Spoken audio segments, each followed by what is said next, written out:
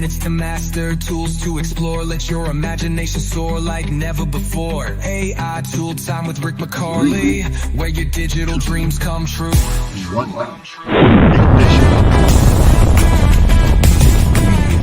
We are AI Tool Time. So every day I basically come here to Facebook and LinkedIn. Here I am. This is my website. Check me out. I'm public and everything. And I just played this song that I'd done a long time ago. But every day I come up with some idea that was, stuff about what I'm doing. And so I do a deep think every day. And I do this on LinkedIn. There's some stuff. So here's Apple throws in the towel and asks Google to design custom Gemini LLM for Siri. And so I'll find a really deep kind of conversation, and then I'll go over to ChatGPT and I'll have a very long conversation. So one of the stories I did recently was this one right here. So if you take a look at this illustration, or not, let's see if it will work. So in ChatGPT, you come over, if you want to find all your pictures, you come right here. I don't know why this didn't all of a sudden... There we go. So I will go through and I will talk for an hour and a half. So here's the original post that I found online about children under the age of like 5, 7, 14, 17. And I was kind of incensed about it. So I took the entire post and I copied it here. And you can see my conversation goes back and forth. And so then it thinks for a while and then it breaks it down. It gives me some research about it. So the 4 big stories about Instagram. So this is how I do my daily day. Just a reminder, always put your work into a folder structure so that I have a social media folder structure. So it has instructions of how I want my social media stuff to be done, like the tone that I want and the post that I want. So then I get to this point where then I have, this is my post. I was doing this as for our show. Right. So each one of us is going to say this, and then we're going to take up that story. So this is the one that I came up with that it created. You notice it has the content credentials from Adobe in there. So it's embedded. Guess what? Google and Gemini and all of them have now embedded them invisibly in everything you create AI. The thing we have to do to our people out there is insist that they be enforced. So LinkedIn is the only one that's putting that CR up there. If you see it, congratulate them for stepping up and doing the right thing. Everybody else is looking the other way. So I never get exactly what I want. So then I might go a little bit further and I say, give me 4 ideogram ready prompts. Okay, so here's 4. And I'll go through a long thing about exactly what I want. But now that it's trained upon how I want, it gives me this that I can copy, go over to ideogram. I just got finished making this one a second ago for my book for agents. And I copy and paste it in there. Oop. I just messed it up, didn't I? Let me try copying that again. Come over here. Now, ideogram is very cheap to use, and I do not want to use that as a reference. You can use your style, can be any of these styles, including all of these really cool styles that other people have. So if you want it to be an illustration like this, you can pick that one. In fact, what I'm going to do is I'm just going to run the prompt with realistic. You could do design. It's going to give it a different look, general and auto. Auto is just I'm going to be used for this one. So then I decide, okay, if I'm doing it for social media, it's usually 16 by 9. This one I'm going to do a square. You think about what you're going to do with it. And then you can also pick a custom color palette if you want to. And you can upload a photo here to serve as a guide, or anyway, we'll do that in a second.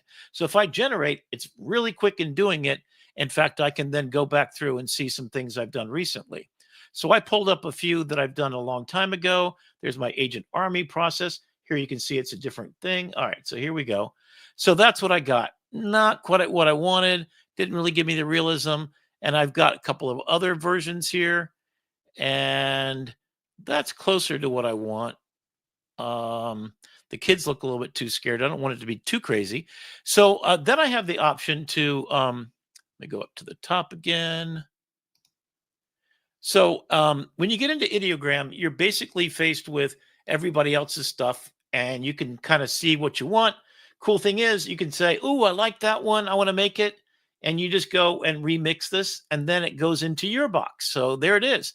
There's the picture. So I'm going to remix this picture. So it's going to be based upon this. So there's that retro style. But what if I wanted to change the style? So I can then take that picture and that idea, and I can do it in this 3D style, and I can generate that. And you can see it takes about 30 seconds in fast mode. Then you go to your creations, and we see all the ones that I just did with our fearful family, right? Trying to protect themselves from all the stuff. And now I've got a 3D catitude.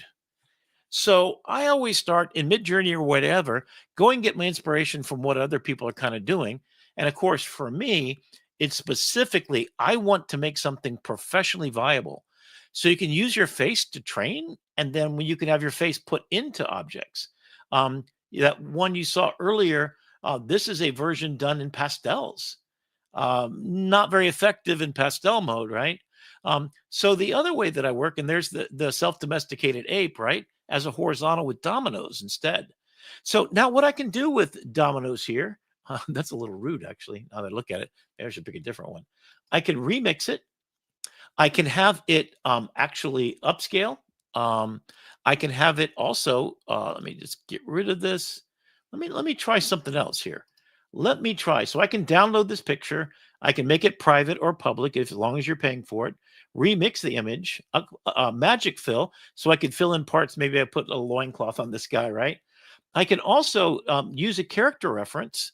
So I can make it, this is a character reference. So it's going to look like that. And the style, I could use it as a style reference.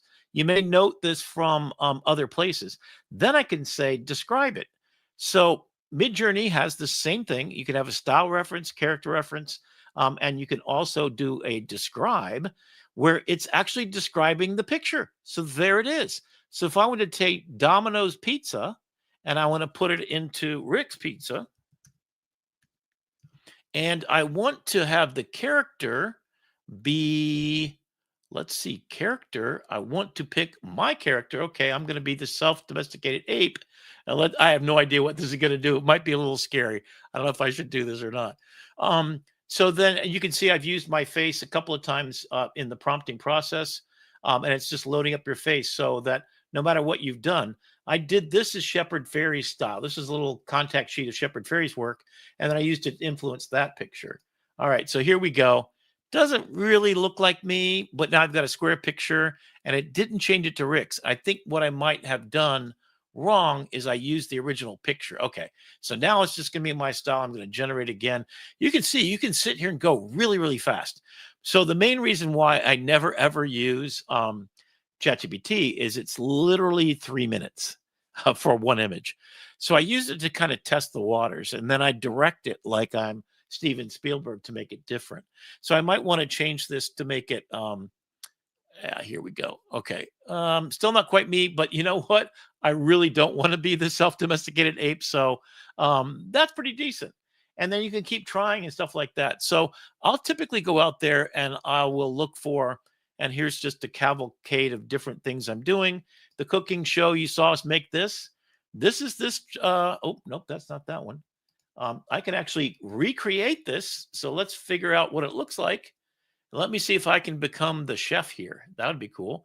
Robot outcooks Michelin chefs. Question mark, question mark. Okay. And then I'm going to go ahead and change it to, now, when you are doing something like this, think about, you got two people, so horizontal makes more sense. Obviously, you're doing video. You want to think of that. The default style, always use the latest model. There's no really reason to go otherwise. Turbo costs more money.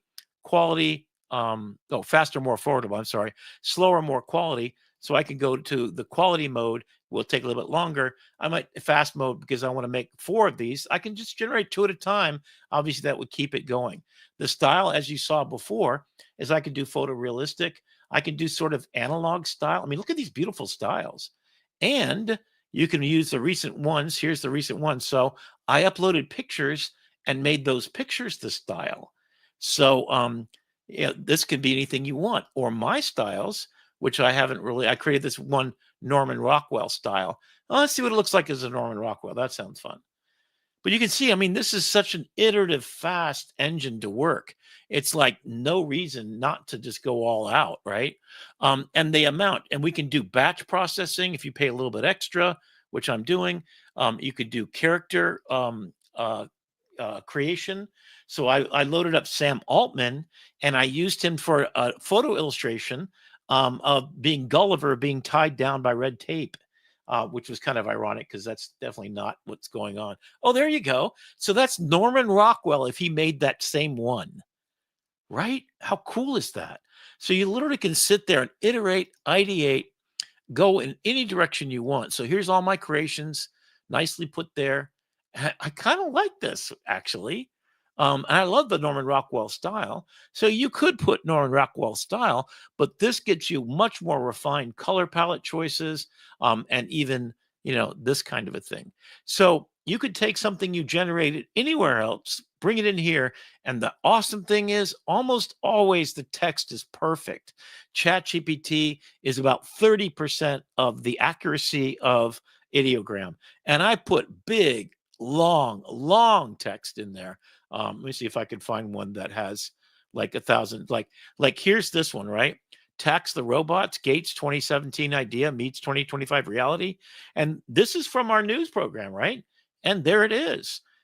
So it's a generator's dream machine. This was about flooding the marketplace with images, how many images we consume all the time. Here is Albert Einstein, theory of string theory, and theory of relativity.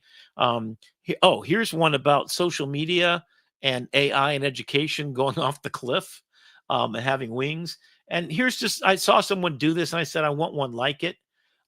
For illustrations for Notebook LM, here's Google's Notebook LM as being like, so you can load up a whole deck of Harry Potters in one of 300 entry points. So there's my illustration for it.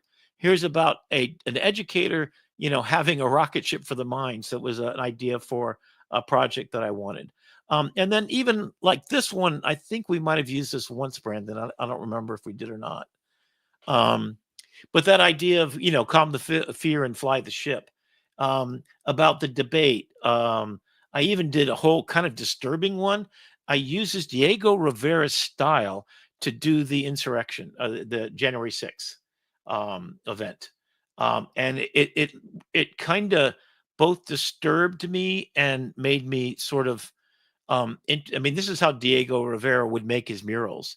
And I didn't really train it on his work. I just said the word and the name and the style. But then you got this beautiful stuff. So I trained it on my underwater pictures. It won't do nudity. It'll give you a little cat with a sign. Here's about doom scrolling and falling in love online.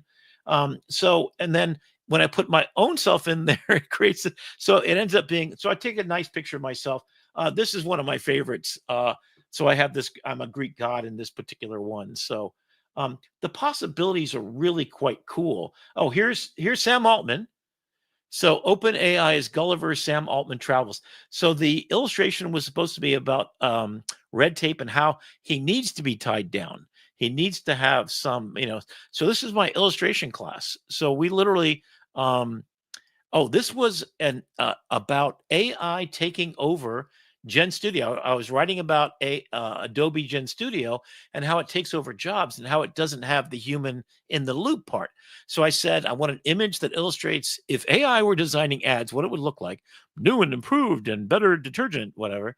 And then the one that humans would respond to, which is emotionally grounded, contextual living. That's what we do. In fact, it's our superpower, right? Our superpower is literally that if I say the word Frodo to you, or if I say 9/11, there's a trillion words that come off of that word. And if I show you some photographs, they're worth 1,000 words, and some photographs are profoundly about 1,000,000,000, like this beautiful one. Now, that one's not quite the best one, but if you're worried about seven fingers and etc., this is just a dramatic photograph. Oh, okay, that's the old prompt. But yeah, this is how good it is. So this model is every bit as well, not quite as good as. And here's this cow thing, and there's AI rocket ship, happy, joy.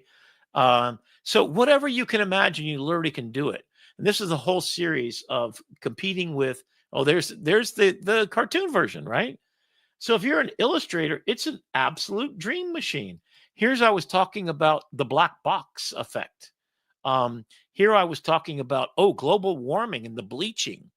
So I'm an underwater photographer, and I'm here to tell you the proportions of the staghorn coral is not right compared to the plate coral, but I could get it to be perfect. And shooting an over under shot, oh my God, that is a very skilled thing to do. You got to have the right dome port. I mean, there's a billion things that go on in it. I started training it in my underwater photography, and I started getting things like this. Then I started doing, sort of dystopian things. This is one of my favorites right now. Freedom was an app update. I was feeling very dark that day, obviously. And then this was about when patterns wake up. Safety means more than accuracy. So the pattern of AI. So this is a very complex subject. And I went on to wax poetic about this idea of what the difference in pattern making for AI versus human is. And the difference is we extrapolate from the word Frodo or 9/11 a trillion tokens of data. And we only have a brain that takes 20 watts. It's a low powered light bulb, but it illuminates the dark, right? And I think it actually got that idea from to do this, that you're waking up and you see this monster, which looks like, a bunch of clothes that you didn't clean or whatever, or didn't put away. And that pattern maybe is something that you can think about. So it starts to extrapolate into some other ideas. What is our surveillance and security? The end of American empire? Is it there? And then I did this really big project that I'm doing on jobs. So I said, what are the jobs that we've lost in the last centuries? So the typing pool, my mom was one of these women, right? Here's a better version, I think, because the typewriter's turned around the right way, and you've got these nuns going down the middle. And this is literally in certain buildings around the world. That's how they worked. And then you got the modern day. So I've been juxtaposing what the modern day robotics and farming looks like to the way it used to be. So I did cotton mills and making fabrics. Here's a Lewis Hine inspired image. So now I know Lewis Hine. I know his work incredibly. It's how we got our child labor laws in the United States. His photographs passed that law that said 12 and 10-year-olds that were working 70 hours a week and were not getting proper breaks and were ill health, right? And then you've got a robot factory where there's a bunch of layoffs, and we'll talk about this more next week. But just this last week, all of a sudden, there's been a drop. If you've been waiting for that time when jobs go away, it's here, buddy. I'm sorry to say it, but it is here. You're talking 20,000 per company. In the case of Amazon, and it's 60, 80,000 because there's no use for having people in this situation in processing billions of information and calls over robocalls internationally per second. So this is the newspaper industry I grew up in. And of course, it's just not that anymore. And here's the advertising agency. Well, that's not the one. There's one I did on an advertising agency. I don't see it here. Oh, automobile manufacturer. Look how beautiful this picture is. And I haven't even upresed it yet. Once I upres it, you won't be able to distinguish. But advertising agency is now this. So now it's Gen Studio. So there's the proper logo. The text is a little janky and I have to fix it. And then I started talking about things like security. So, and then I used my face. Truth is a choice. Obey the algorithm. Sort of a dystopian thing. Oh, and I love this too because if you're gonna do AI and use yourself, you got to become a Greek god at least and have some six-pack abs and some guns on you. So, and then this was from the quote. This is Norman Rockwell style. And there's a famous quote from Winston Churchill during World War II, and he said, "Are you going to cut the funding for the arts?" And he says, "No, of course not. What are we fighting for?" Right? So that led me to do this. And that is because I spent hours in ChatGPT. It's still not there yet. I wouldn't publish this, but like this one is sort of the boundary between what AI's provenance is and what human is. And it's the storytelling. And that's what I tried to get to here. And you can get really, and I have a metaphorical, that's my magic sauce, right? The machine of loving grace allows you to do what you're meant, purpose built on the earth to do. And that's the deep dive of the day, is to get to a place where we get to do that. So this was, I think, the final version. I fixed the faces up a little bit, but this is how do you shield your children, because they're on these social media all the time, from problems in the world. And then I decided, so they outlawed marriage. What state was that, Brandon? And they've since passed a law also. I think it was That outlawed marriage? To AI. Oh. I'm sorry. Yeah. That was last Gotcha. week's news story. Ohio. Ohio. Okay. So Ohio's outlawed marriage to an AI. Great. Also, they start to outlaw in some states um, uh, them keeping funds of their own, being autonomously in charge of funds, because that's a slippery slope to. So basically, I sit down and I have these deep conversations, and then I go, sometimes just make beautiful images. Sometimes I'll be inspired by somebody else's work and do an iteration of it. Um, human organs being grown. So basically every day, and here's the one that I'll end this conversation on, and that is, I started thinking about, what do we need to do with our students, right? All of our students, are 80% of them have been going on in this forever, and the educators are clueless, and they're not adapting because they're scared. Um, so they're using it irresponsibly. And the law that character AI got hit with. So now you can't use character AI in certain situations unless you're over 18 years old and can prove it. So those are the new laws that we're going to have, and we're going to have some constraints.